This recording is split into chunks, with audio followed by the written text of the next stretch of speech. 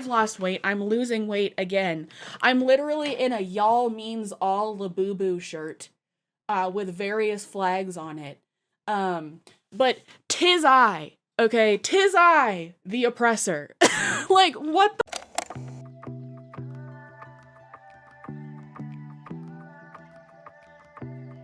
Hey everybody, welcome back to my channel. If you are new here, hello. If you are returning, welcome back.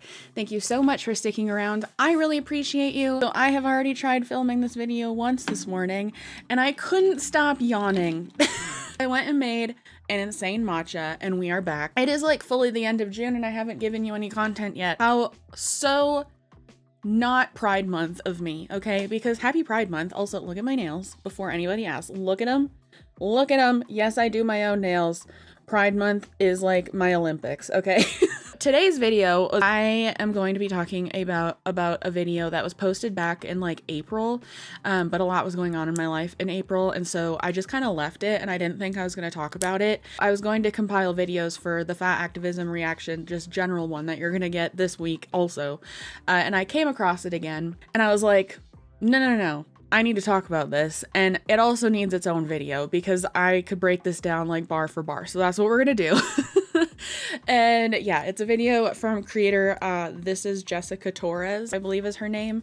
And yeah, so that's what we're gonna be doing today. Let's just get into it. But before we get to today's video, you and I, me and you, we need to have a conversation, okay? Because did you know that your personal data is being sold online by data brokers? Because it is, Me and you, we need to talk about how you have the right to no. Every time I read this, I always want to say you have the right to remain silent, and that is not it. That's not what I mean. What I mean is me and you, we have to talk about how you have the right to stay private and protect your personal data online with today's sponsor, Delete Me. Data brokers are companies that collect huge amounts of personally identifiable information, or PII as I'm going to call it for the rest of this video, because my God, that's a lot to say, from a variety of sources like government websites and like social media. The little creepy crawlies troll all over the web looking for all your personal information to make a profile for you, okay, that you don't know exists. The brokers then compile the data, they cleanse it, and they analyze it, and then they license it to sell to other data brokers and other organizations who may have an interest in having it. And today's sponsor, Delete Me, is and always has been my go-to for making sure that my personal data remains private, which has always been important to me, but has gotten increasingly more important to me as my online platform has grown and I've become more and more of a public figure. Delete Me is a hands-free subscription service that will remove your personal information that is being sold online. So they're removing things like your phone number, addresses, things like that, and they continue to monitor these websites to make sure that if you pop up again, that they remove it, and so that you're still not there. And if you want something specific done, you can also make custom removal requests, and the best part is that all of this is so easy to do. Like when I started using Delete Me, all I had to do was just fill out the intake thing with all my information that I wanted removed from places, and then boom, 7 days later, I got a privacy report telling me all the places they found my information and then all the places they then removed my information from. A couple more things that make Delete Me stand out to me is that they do all of the data removal themselves. They don't outsource to other people or other companies to do it, which is really important to me.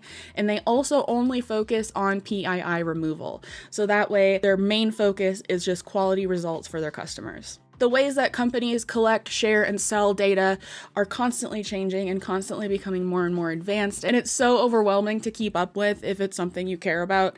And so Delete Me really makes it easy to make sure that your information is not where you don't want it to be. Delete Me's mission is simple. It is to remove customers' information from search results. And if you want to give Delete Me a whirl for yourself and get 20% off your Delete Me plan, be sure to use the link down below in my description, which is joindeleteme.com/MeganAnn, and use my code MeganAnn at checkout. Again, that is joindeleteme.com/MEGANANNE, and my code is MEGANANNE for 20% off your Delete Me plan. I really love their services. They really make me feel like I am protected, my information is protected, and that is something that is priceless to me. Thank you so much to Delete Me for sponsoring today's video and for keeping me safe and for being a recurring sponsor on this channel as well. And as always, thank you so much to you guys for continuing to interact with my content so that brands like Delete Me want to keep working with me. Okay, now let's get back into the video. A little bit of context here for who we're talking about. This content creator on TikTok, her name is This Is Jessica Torres. I'm not saying that so you can go harass her, okay? I know you guys don't do that, but I never know who finds my videos, so I just need that out in the open. But we actually talked about her in a fat activism reaction, I think around like last year, sometime this year, or sometime around this time last year, I think. And we reacted to this video. I'm still trying to figure out how you go from promoting self-acceptance, body positivity, fat activism, to creating content that trolls fat people. I'm trying to find the connection on how that happened. Now, I truly believe that if you want to be on Ozempic, Wegovy, or whatever it is that you want to be on, you should. And sorry, my light died, so I had to put on the big one. Like I was saying, I do believe that if you want to be on Wegovy, Ozempic, you should be on it. It's your right. It's your body. I think a lot of the reason why you're seeing a lot of fat content creators come up and say, hey, I don't want to be fat anymore, or I hate being fat, and I'm going to do everything that I can to be away from that community, is because a lot of you guys didn't really understand what actual body positivity was and what true fat activism is. I think this comes from the very basic, superficial idea that you're supposed to love your body no matter how big you are, no matter how small you are, when in reality, we were all fighting for equality in body sizes, whether it was in the fashion industry, whether it was in doctor offices. We all wanted to have the same care. Fat people know that when you go into an office, no matter what the ailment, no matter what the condition you may be talking about, your weight is always the main reason that you are spoken to, or the main problem that needs to be fixed, no matter what you say. But being a content creator that has created content specifically for fat people, and then turn the flip because you feel like this community was so toxic, is one thing. Like, for you to think that the community is toxic is fine. Like, no community is perfect, obviously. And I think that now creating content that trolls fat people, whether you see it as that or not, is descarada. I don't even know how to say it, how to explain it, but it's just like, you have no shame. I repeat, no one cares the reasons of what you do with your body. When we were talking about activism, body neutrality, whether it be body positivity or fat activism, what we were all trying to do is create a sense of equality when it came to laws, when it came to the options that we've received in the fashion industry, and proper care for fat people. But for you, or for those people that you see that are now going against fat people, it was all about being superficially okay with yourself. And I'm not blaming them. I'm not blaming anyone. I think it's the lack of knowledge. And as a fat person, I do recommend that you do all the research that you can on what it is to be a fat person. Aside from your own personal experience, the politics behind it can be very helpful. And a lot of the women that I see are white women, and to me, it's so obvious the privilege that you carry, that you can make it okay to flip a button one day and just be like, this is it. Now I hate being fat, and I hate everyone that's fat. And you may not be saying that out loud, but your actions, your comments, and the comments that you do are saying it for you.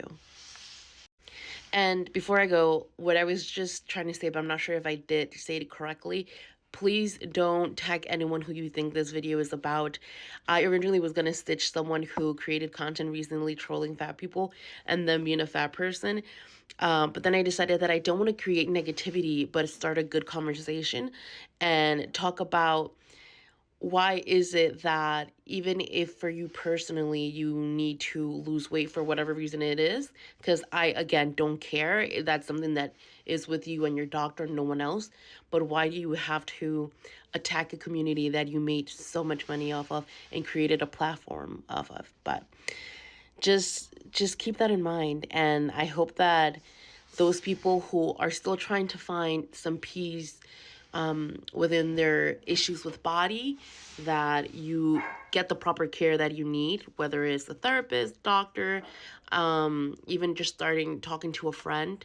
I hope that you keep yourself in a sane, safe place, and I wish you all the best. Honestly, like, I thought the way that she approached her conversations surrounding fat activism and stuff was still pretty nuanced, and that was something that I appreciated about her. But so seeing this video more recently in April, I think is when it was posted, was a little bit jarring for me. But she does also do like fashion content. That seems to be like the majority of her content, at least on TikTok. And admittedly, very cute style. Love her clothes. Would raid her closet 100%. Like, I love her style and everything, but this particular video that we're going to talk about was just a very big miss. And it was actually really interesting because I went and I read the comments on this TikTok, and a lot of people who were seemingly part of her audience too were not agreeing with her. And so I thought that was, which, like, everybody has the right to not agree with people they follow online, like, that's fine. But I just thought that was an interesting indicator of overall how this video was perceived by even people in her own audience. So yeah, I just wanted to give you some context, but let me put my headphones on and let's get to reacting. Don't get mad at me when I tell you this, but your before and after will not save you from being fat again. I think the rise of Ozempic has made everyone so brazen and bold to talk about weight loss in such a fatphobic way. Listen, personally, I don't think it's my business, nor do I care what you do with your body and if you lose or you gain weight. But and there, the video should end. I watched John or Obese to Beast video on this around the time when this was posted originally, and he said the same thing. It was like, okay, cut, and that's the end of the video. I don't care what you do with your body, or you choose to lose or gain weight. I don't care. End of video. I thought that was really funny, but as you can see, we are going to be talking about before and after pictures again here in the context of the Ozempic era that we are living in. And as you guys know, the conversation surrounding before and after pictures is always something that fat activists have been talking about. And I don't think it's something they ever won't talk about, if I'm being completely honest with you. And I hate this conversation, and we'll get to why, but I just wanted to stop here, but we'll let her keep going for a little bit. I think posting about it is damaging for you and for the people who are looking at it. I try to understand why, and then I try to put myself in your shoes. And when I look at it from the grand scheme of things, from the big general perspective, it makes sense. Of course you want to post your before and after photos. Many see it as a notable accomplishment. So of course you're posting about your weight loss. It makes sense, right? And I don't blame. So here's the thing. I hate this conversation surrounding when fat activists talk about it for many, many reasons. A lot of it has to do with it doesn't make any sense from either side of the coin, right? How she talks about how it's not helpful to you and it's not helpful to people who view it. I have always thought, and I have a video on this, that I think fat activism is inherently anti-feminist, and which is interesting because a lot, if not all, of the creators in the fat activism sphere all claim to be like very staunch left-wing feminists, right? Like I do. But I think I come at it with the knowledge of the majority of the people who consume fat activism content are women, girls, and femme-presenting people. And I think this continued policing of what fat people can and cannot do with their bodies, what fat people can and cannot talk about on social media, all of that kind of stuff, I think that is inherently anti-feminist. And I say people, fat people, whatever, I mean fat women because that is the primary audience for most of this content. And so, but when it comes to how it could be harmful for people who are seeing your before and after pictures, to me, that is saying that we are assuming fat woman who is watching this, who may have lost weight and wants to post about it online, needs to be protective of other people's feelings and not celebrate her accomplishments. And to me, women societally have always been taught to put others' feelings before their own. So for me, this whole talking point of like protecting the people who see your before and after pictures because it could be harmful to them is an anti-feminist argument.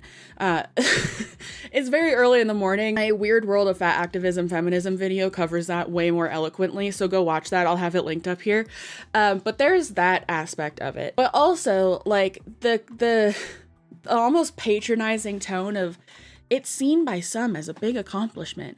No, it's seen by a lot of people as a big accomplishment to lose weight and to get healthier, whatever that means to you, whatever getting healthier means to you, because it is difficult, okay?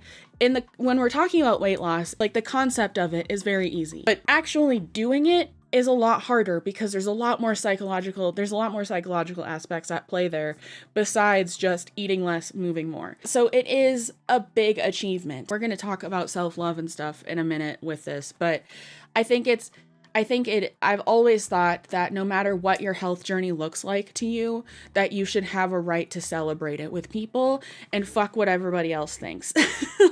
And I've always thought that. I don't think there's anything wrong with before and after pictures. I haven't posted a before and after picture in a while, but for me, it was also a way to help me with the body dysmorphia that came from my weight loss. And yeah, so there's that. I don't like the telling people what to do aspect of this. I don't like the bodily autonomy being taken away from people. I don't like the personal agency being taken away from people, mainly women in this context, knowing who the target audience of fat activists is, and that's women and girls. And yeah, so I'm gonna stop yapping here, and hopefully I can cut that into something more eloquent. But we have 2 minutes more to go, so let's go. I think, and I don't blame you. I think that wanting to be part of this thinness club is something that society is pushing us all into. And then she talks about this whole thinness club concept a couple times throughout this video. And do I think that we are approaching the new version of, like, thin as in heroin chic kind of from, like, the early 2000s? Yes. Do I think it is as bad as it was then? No. But do I think it's equally as jarring for the people who maybe didn't live through the first one? Yes. And so I understand all of that, okay? But to me, this is just so clearly, and I never want to put words into a creator's mouth, but this is just like how, because I hate when people do that to me, but this is just how I read this, and this is such a good example of how I think fat people in the fat activism community just don't like thin people. And I think that comes from a certain level of projection, of insecurities, and things like that. And I think this whole video, to me, reads as projection of insecurities of now that people that maybe she follows or whatever are losing weight. But one thing I really just don't like about the fat activism community as a whole, and I've talked about this ad nauseum on my channel, is how they've lost the plot for me in terms of, like, body acceptance and things like that, because instead of just do what you want to do for your body, that's body positivity, blah, blah, blah, they have created an us versus them mentality in terms of fat people versus skinny people. And I don't think that helps either. I don't think that level of division helps either. I think this is also really interesting too, as someone who started, if you're new here, here's my spiel. I had weight loss surgery 6 years ago. I used to be 315 pounds. I got down below 200 pounds. Now I'm rocking somewhere in the 240s. So I'm also coming from this as someone who has lost weight, gained some of it back, and is now losing it again, which is important for the rest of this video. Whenever fat activists talk about thinness and things like that in terms of people who were once fat losing weight, it really lets me know that they, and I'm not saying this to be patronizing, but that they don't really know how weight loss works when you were once a very large size and then lose a considerable amount.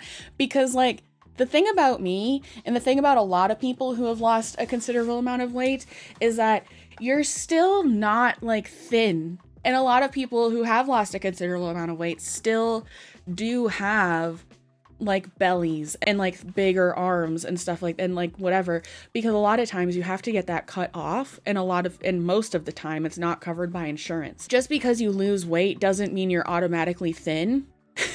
And also, it doesn't make you, like, part of the thinness club. And so I think that just whenever they talk about this, I'm like, oh, you don't know how this works. I talked about that in my Jaclyn Hill video too, in that when you do start losing weight, like you kind of have to let go of the expectations of what you think your body is going to look like or what you think you're going to look like after, because it's probably not going to look how you think it's going to when you initially go into it, which is fine.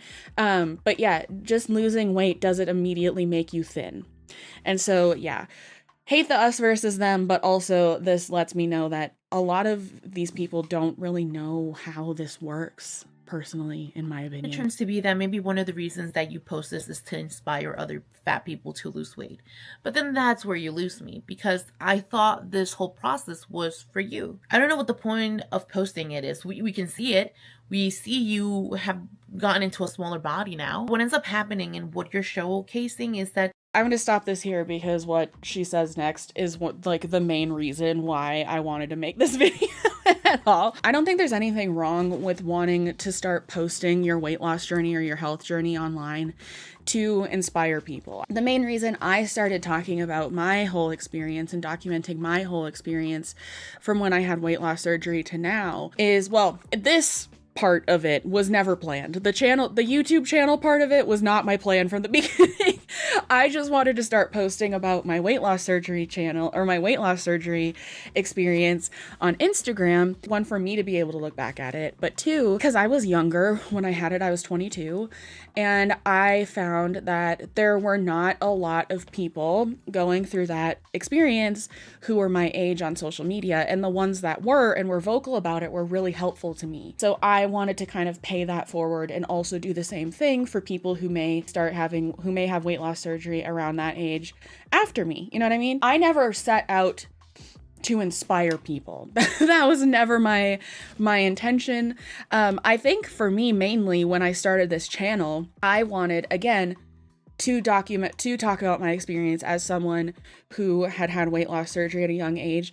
But also, I think I just wanted a place to, like, commiserate with people who had weight loss surgery or had struggled with their weight and lost weight, or whoever related with my content around weight loss and body image and stuff like that. I wanted to just be able to commiserate with them. I never set out to be like an inspiration. I think I've done that, and I'm really proud of myself for that. Like, my channel is something that I hold very dear to my heart. Like, I don't say I'm proud of myself in many aspects, but I am proud of this channel and the community that I've built here.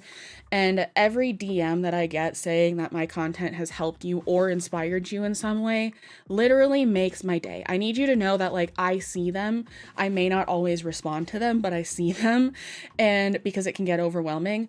And I have a literal album on my phone of comments, DMs, everything from you guys that have, like, really just stuck with me, because I look at it when I'm having, like, a bad, like, depression day or a bad OCD day, or it's just like I'm doing an okay thing online. I don't think a lot of people post their before and after pictures online to be an inspiration to other people. Personally, I think it's more of like a celebration kind of thing, like I talked about, which you have every right to celebrate that accomplishment. Okay, don't worry about hurting other people's feelings. Celebrate you, because that is a big accomplishment. Losing weight or getting healthier in any aspect is a huge accomplishment, and you should not have to worry about how it makes other people feel. All that to say is I don't know if people necessarily start posting that kind of stuff online to inspire people, but I also, just from my own experiences and from talking to other people who have created a platform around, like, weight loss, I don't necessarily think it's a bad thing to want to do that. Was for you. I don't know what the point of posting it is. We can see it. We see you have gotten into a smaller body now. What ends up...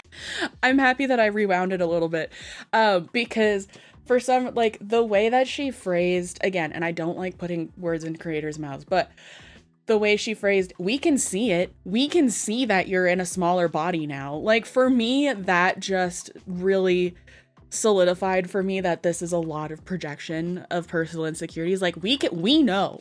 We can see it, right? Also, this brings up a whole other conversation. I see a lot of people talking about this in the comments when I talk about these kinds of videos, and how fat activists separate bodies from the person. And I think this is such a good example of that, because she's taking the humanity of losing weight completely out of the picture and just focusing on someone's body physically getting smaller. She's taking away, she's not thinking about any of the other reasons why someone might want to lose weight and why someone might be proud of the of losing weight. And she's just like, body got smaller, that is bad. And I think that is such an oversimplification of what weight loss is to so many people. And because for me, weight loss was just a happy side effect of my weight loss surgery. For me, I was focused on my internal health and getting that straightened out because I was having a lot of issues that I should not have been having at the ripe age of 21 or 22 years old. And even also, sidebar, tangent, I had an annual blood test done a week ago for the first time in, I think, like 2 or 3 years. And they're just routine blood tests. And I was so scared, guys, because you guys know I had like such a hard year and a half, like 2 years. And I was just not taking care of myself, not caring about what I was eating as much, like whatever. And I was so scared that I undid a lot of the progress that I had made from my surgery internally, but everything came back normal. So I'm so happy about that. I posted about it on Instagram, so I'll post about it here too. So I'll talk about it here too. But I was so excited about that. But that means more to me. That change meant more to me and still means more to me than the actual physical weight loss did. For a lot of people, the making their body smaller is the least of their concerns. And a lot of times a weight loss journey is sparked by internal health complications. There's so many factors that go into the act of the decision to lose weight that like I just feel like she's taking, like I said, the humanity out of that and just being like, body got smaller or body is getting smaller, that is bad. That is all the person cares about. You know what I mean? And so yeah, but the way she phrased that, we can see it, just made me laugh. Anyways, let's get on with it. Happening and what you're showcasing is that you went from being the oppressed to being the oppressor. Okay. All right, this was the okay, let me just finish. You're okay with that. Now here's the kicker. Okay, so she said, and you're okay with that. You went from what you're showcasing is you went from being the oppressed to being the oppressor, and you're okay with that. That comment was like, okay, I need to talk about this because holy shit. This was posted in April, mind you, 2025. She lives in the United States, okay? The thing about oppression, and Sam at Every Size did a video on this video as well, and she said this too, is that oppression it's a systemic thing, right? It's not an individualistic thing. And so we cannot blame the oppression of fat people on one individual who has decided to lose weight, okay? That's, first of all, there's that. Secondly, like I said, posted in 2025 in the United States of America. And this was in April, and we are now at the end of June, so a lot has happened, right? But this kind of verbiage matters. Choosing these kinds of words matters. It always has mattered. But now, given the context of literally everything that we are living under in America, using that verbiage about someone who just decided to lose weight is actually crazy work, okay? And I think I'm just more sensitive to it now because of the climate that we live in and because of the actual oppression that is happening in our country. It has always been happening, okay? Quite, like, this was never not an issue. But now, given everything that we are living in, it's just becoming more in our faces about how big of an issue it is. Using that verbiage is insane work right now, quite frankly. But also, politics and everything aside, that verbiage matters because do you know how many DMs I have gotten from people that have told me that I have helped people decide to lose weight and to realize that they are not part of the problem for wanting to lose weight? Like, of such a personal decision they did not make, such a personal and a big decision, an important and good decision for a lot of people, they were hesitant to make because people like these fat activists have been telling them online that losing weight makes them fat phobic and part of the problem. I have gotten so many DMs about that. I've talked to so many people who were deep in the fat activism movement about this, and how they're on how, and when they were honestly kind of like deconstructing as one does with like a religion, right? They're what they'd been told by fat activists online about weight loss, and how if they were in that movement and then they then decided to lose weight, that they were part of the problem and they were the oppressor, they were fascist, they were racist, blah blah blah. Like, it's crazy. Like, I can understand the conversation surrounding, we are in a more conservative political climate now, and how that coincides with Thinism coming back. I understand that conversation, and I think it's a valid conversation to have, but outright calling just an individual who decides to lose weight the oppressor at any time is crazy, but especially right now, actually insane. And I just I hate it, like, because it's such a personal decision. It has nothing to do with anybody else so much of the time with people. This got me going, because like, yeah, I've lost weight. I'm losing weight again. I'm literally in a y'all means all Labubu shirt with various flags on it. But 'tis I, okay? 'Tis I, the oppressor. Like, what the fuck? This shirt is from a shop called Shop Puff, by the way. I'll have it linked down below. This verbiage matters, and this verbiage cannot be used so flippantly. And that's what pisses me off so much about this one sentence in this entire TikTok. Okay, anyways. Statistically, proven by science, not by me, so don't get mad at me, you will gain the weight back in 2 to 5 years. Now, I've met a lot of friends who have gotten multiple surgeries and have done things to lose weight, and I met them years ago, and now they're back to their original weight, or some of them are probably a little bit even bigger than they were before. Now you find yourself being back into the... Okay, so with this, again, they use the statistic of like, in 2 to 5 years you gain your weight back, blah blah blah. The cherry picking first of all, Sam at Every Size again did a video debunking this, and like, she goes in, and so go watch that. I'll have it linked down below. Not necessarily debunking it, but just giving more context of where those numbers come from, because this is one of their favorite cherry-picked scientific statistics. I just think it's always so funny when fat activists talk about this talking point, because like, there's so many variables that go into it. It's like, how did you lose the weight to begin with? Did you do it sustainably? Was it a crash diet? Because if it was a crash diet, then yes. Okay. Like, if it was like something like that, then yes, you're going to gain the weight back. I gained some of my weight back, but I was always still at like a net loss. Like, I never gained back more than I lost, if that makes sense. But again, with that, there are so many things that go into weight loss and getting healthier other than just the amount of weight that you've lost.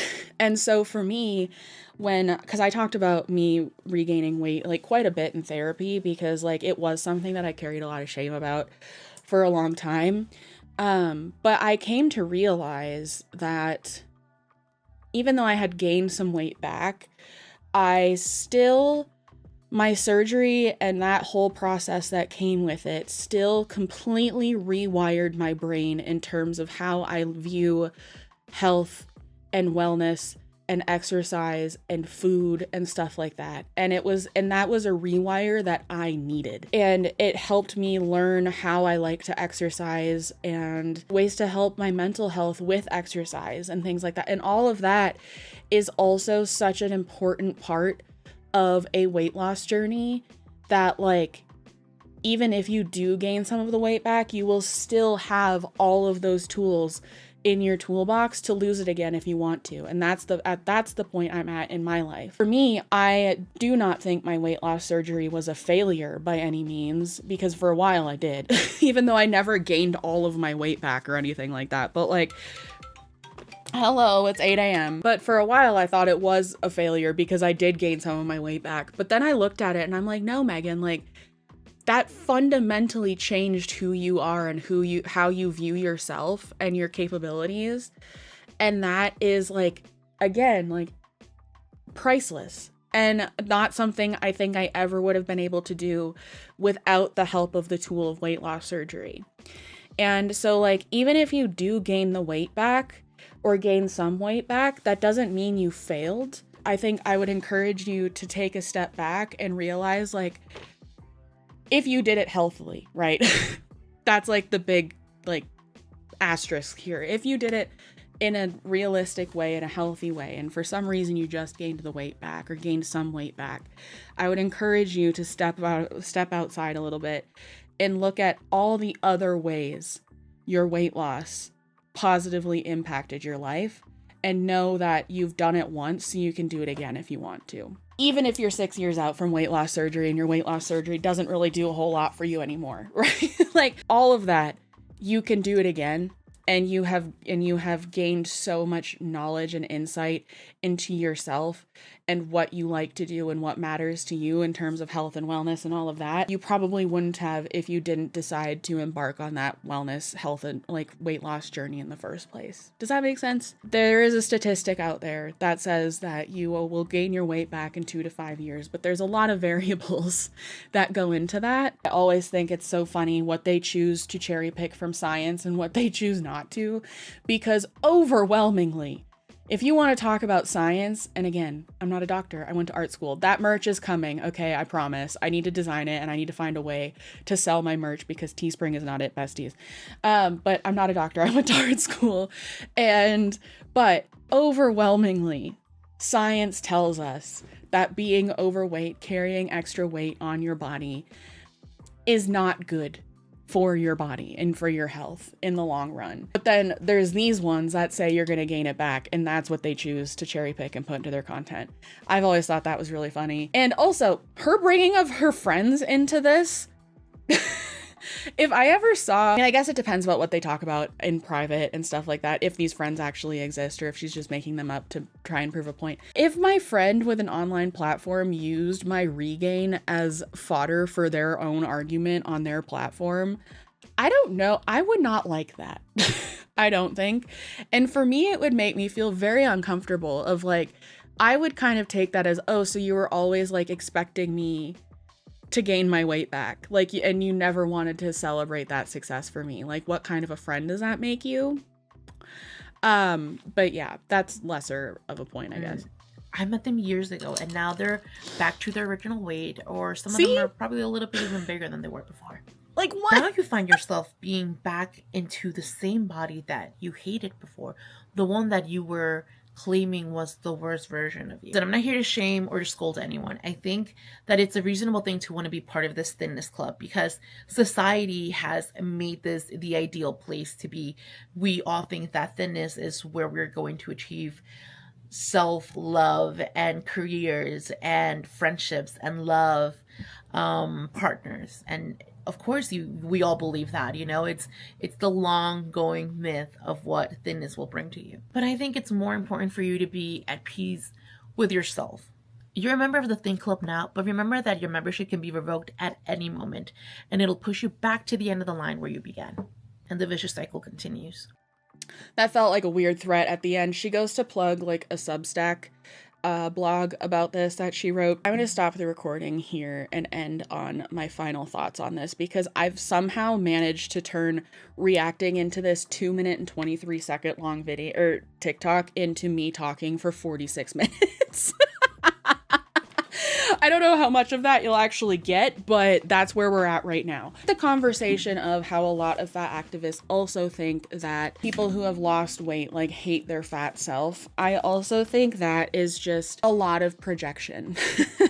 But this is coming from me, who has done a lot of work in terms of how I feel about myself before I lost weight. I have another video on that from a long time ago about kind of like the grieving or mourning process of grieving, mourning for your past self before you lost weight, after you've lost weight, and the myriad of emotions and things that you can feel about yourself before you chose to lose weight. And I don't think I ever hated myself before I lost weight. And looking back on myself then, I still don't hate that version of me, because that's all me. Like, that's all me. Like, that was me then, this is me now. And I was so young, and I do think my weight was kind of like a safety blanket for me for a long time.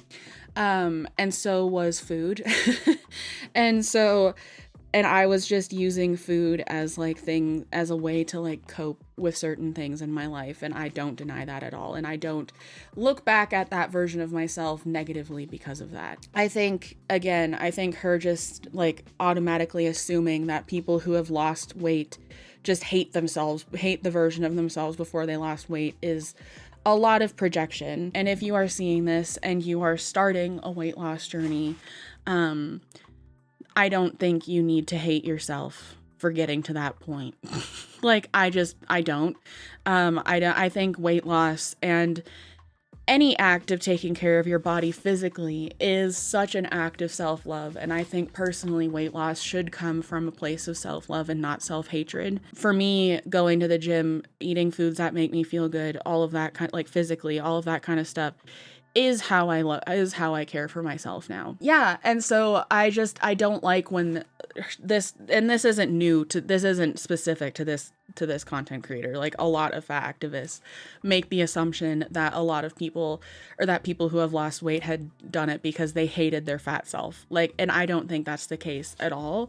But like, if you didn't like your life and what you could and couldn't do because of your weight, like, I don't think that's a bad thing to say either. Like, that's where I was at. I realized I was limiting myself so much and my life hadn't even started yet. Like, I hadn't even moved out of my parents' house. I hadn't finished college, and my life was already so limited because of my weight and what I could and couldn't do because of the size that I was, that I made the act of self-love to change something, to do something about it, because I could change it. That's all I have for this. I talked way more than I thought I was going to. I just needed to yap, apparently.